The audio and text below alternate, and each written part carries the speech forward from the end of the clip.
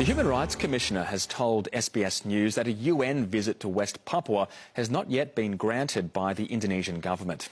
And in a separate development, there could now be a further delay after the Indonesian Security Minister was stabbed in an IS-inspired attack on the island of Java. An assassination attempt as Indonesia's Chief Security Minister steps out from his car to greet the local police chief in Banten province. Suffering 2 knife wounds to his lower abdomen, Wiranto slumps to the ground. An assistant and 2 officers were also injured. Wiranto is conscious, but he is now in the operating theatre. The 72-year-old now recovering in a Jakarta hospital after surgery. His bodyguards had wrestled a man and a woman to the ground in what police labelled an IS-inspired attack. We are now in the process of arresting the network's members.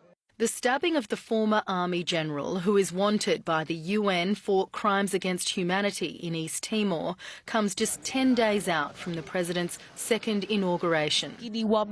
Earlier this week, he had visited Papua's violence-stricken Central Highlands after deploying thousands of troops there to quell independence rallies and anti-racism marches.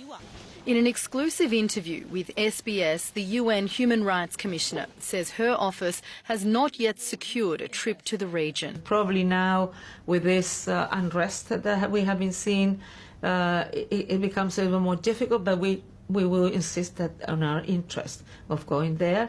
And I hope, and the Indonesian government has said that they are looking forward, so let's hope that this can be concretised as soon as possible. And she says initially it won't be her making the visit. Not exactly immediately the High Commissioner goes, but a technical mission from our sub-regional office.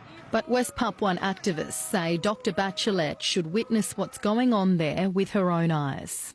My people are continuing to cry for justice and freedom. This footage purports to show the bodies of 3 young mothers and 2 children buried in shallow graves in the Central Regency of Induga. Activists say they were allegedly shot dead by Indonesian forces. SBS World News has not been able to independently verify this claim.